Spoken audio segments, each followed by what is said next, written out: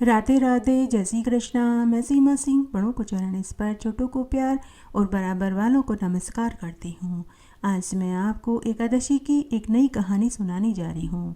एकादशी के व्रत में व्रत के साथ, पूजन के साथ कहानी और महात्म्य सुनने का संपूर्ण फल प्राप्त होता है। आइए आज हम एकादशी की एक नई कहानी सुनते हैं। आज मैं आपके लिए एक नई कहानी लाई हूँ। आशा करती हूँ यह आपको ज़रूर पसंद आएगी।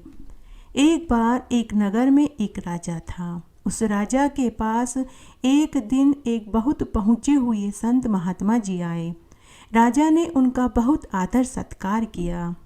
महात्मा जी ने देखा कि उस राजा के नगर में कोई भी एकादशी का व्रत नहीं करता था।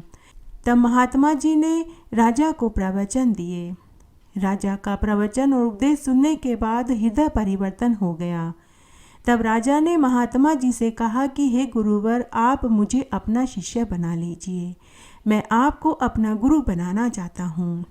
तब महात्मा जी ने राजा से कहा कि हे राजन, मैं तुम्हें एक ही शर्त पर अपना शिष्य बनाऊंगा। यदि तुम यह संकल्प लो कि तुम हर महीने की एकादशी का व्रत करोगे और साथ ही अपनी नगरी से भी एकादशी का उपवास करवाओगे। तब राजा ने महात्मा जी को वचन दिया। साथ ही राजा ने पूछा कि हे गुरुवर, एकादशी का उपवास करने का क्या फल मिलता है। तब महात्मा जी ने राजा को एकादशी की महिमा और महात्म्य को सुनाया। उसको सुनने के बाद राजा को सद्बुद्धि प्राप्त हुई। तब महात्मा जी ने राजा को गुरु मंत्र दिया और राजा ने भी महात्मा जी को दक्षिणा दी। उसके बाद महात्मा जी वहाँ से चले गए। अब वह राजा एकादशी का उपवास करने लगा और खूब दान पुण्य करने लगा। तब एक दिन राजा के मन में विचार आया कि जैसे मेरे गुरु ने मुझे सद्बुद्धि प्रदान करी, मेरा हृदय परिवर्तन हुआ, मेरा भी फर्ज बनता है कि मैं प्रजा को भी एकादशी का उपवास करवाऊं।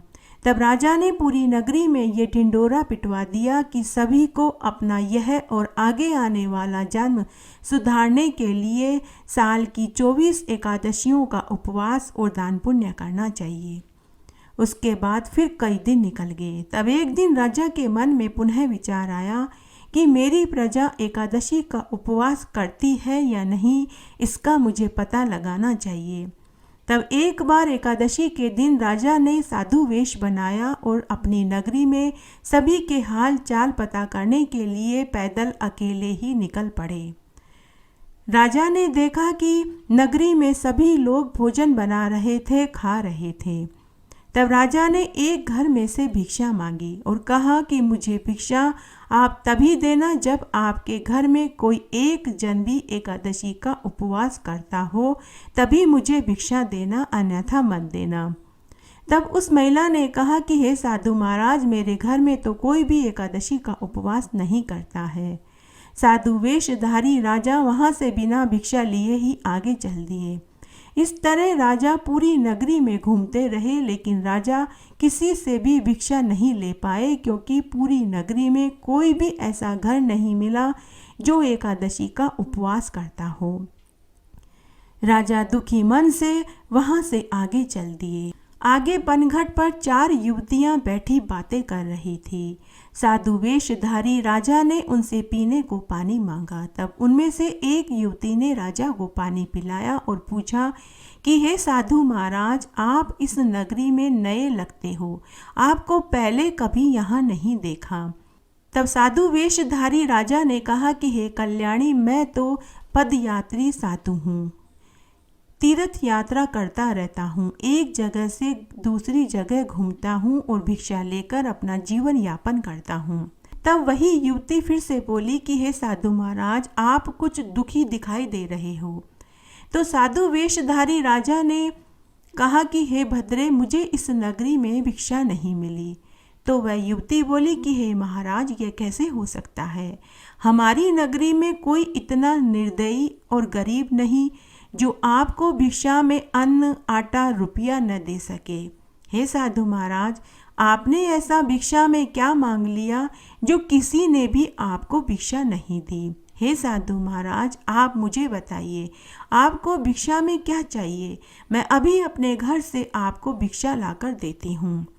तब साधु वेशधारी राजा ने अपनी भिक्षा वाली शर्त उन्हें भी बताई। तब वे चारों युवतियां एक साथ बोली कि हे साधु महाराज, इस नगरी में कोई भी एकादशी का उपवास नहीं करता है। राजा ने उनसे इसका कारण पूछा तो उनमें से वही युवती फिर से बोली कि हे महाराज, इस नगरी के सभी लोग कामकाजी हैं।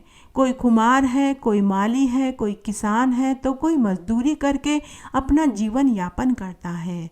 अगर उपवास करेंगे तो उनसे काम नहीं होगा, और अगर काम नहीं करेंगे तो उनके परिवार को भूखा रहना पड़ेगा।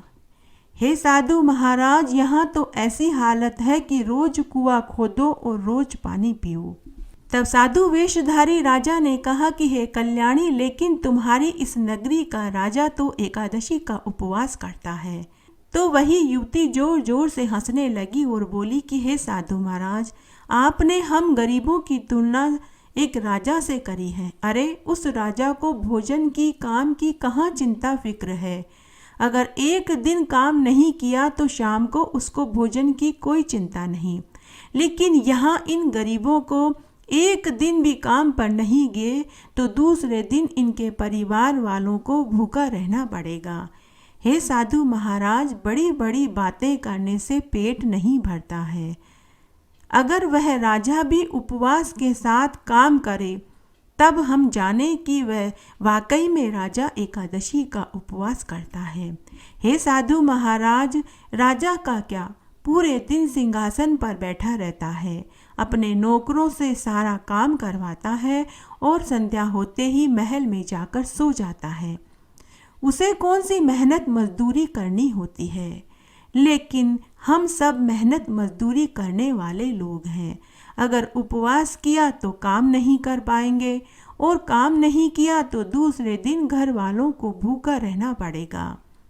राजा, जो साधु वेश में था, उसके मन में यह बात छू गई। राजा ने आज अपनी प्रजा के दुख को समझा। तब राजा ने उस युवती का नाम और पता जाना और महल में आ गया।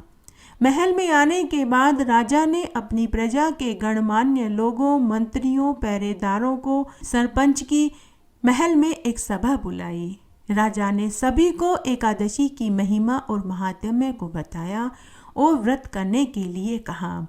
साथ ही राजा ने कहा कि एकादशी के दिन कोई भी मेहनत मजदूरी और काम पर न जाए, और राजकोष में से उस दिन पूरी प्रजा आटा, तेल, घी की सभी सामग्री लेकर जावे, ताकि एकादशी के दिन काम पर न जाने का किसी को भी खामियाजा न भुगतना पड़े, किसी भी परिवार को दूसरे दिन भूखा न रहना पड़े। जब प्रजा ने राजा से यह सुना तो पूरी प्रजा एक साथ राजा जी की जय, राजा जी की जय के नारे लगाने लगी। तब जब अगली एकादशी तिथि आई तो राजा वापस साधु वेश में नगर में भिक्षा मांगने के लिए पहुंच गया। तो सभी ने साधु को भिक्षा दी। सभी ने कहा कि हे महाराज, आज हमारे घर में सभी ने एकादशी का व्रत किया है, बच्चों, बूढ़ों और बीमार को छोड़कर। उस दिन राजा की झोली पूरी भिक्षा से भर गई। लौटते समय राजा वापस पनघट पर पहुंच गए तो वापस वही 4 युवतियां बैठी हुई मिली। तो सभी ने साधु महाराज से कहा कि हे महाराज, लगता है आज तो आपको सभी ने भिक्षा दी है। आज तो आपकी झोली भिक्षा से भर गई है। लगता है आपकी भिक्षा वाली शर्त ने आपकी झोली पूरी भर दी है। साधु वेशधारी राजा ने कहा कि हाँ कल्याणी, आज मैं बहुत प्रसन्न हूँ। फिर ऐसा कहकर राजा महल में आ गया। महल में आने के बाद राजा ने उसी वाग्पटु युवती के घर अपनी शादी का प्रस्ताव भेजा, जिसे उन लोगों ने खुशी खुशी स्वीकार कर लिया। शादी के बाद वह युवती, जो अब रानी बन चुकी थी, उसने राजा को पहचान लिया। तो रानी ने राजा से कहा कि हे महाराज, आपको तो कोई राजघराने की अमीर से अमीर सुंदर राजकुमारी मिल जाती, आपने मुझ गरीब से ही क्यों विवाह किया। तो राजा ने कहा कि हे रानी, जिसके मन में दया हो, सत्य बोलने की हिम्मत हो, वही मेरी पत्नी बनने के काबिल हो सकती है और कोई नहीं। इस प्रकार एक सज्जन साधु महात्मा ने राजा को सद्बुद्धि प्रदान करी, तो उस न्यायप्रिय राजा ने अपनी प्रजा का यह और अगला जन्म एकादशी का व्रत करके सुधार दिया। उसके बाद राजा के साथ पूरी प्रजा हर एकादशी का व्रत करने लगी और इस जीवन के समस्त सुखों को भोगकर मरने के बाद स्वर्ग को प्राप्त हुई। घटती हो तो पूरी हो तो परवान चढ़े, भूले बिसरे नाम तेरे भंडार में भरे। इस प्रकार आज मैंने आपको एकादशी की एक नई कहानी सुनाई। आशा करती हूँ यह आपको जरूर पसंद आएगी। मेरे साथ बने रहने के लिए आपका धन्यवाद। आगे की कथा कहानी के लिए भी आप इसी तरह मेरे साथ बने रहें। धन्यवाद।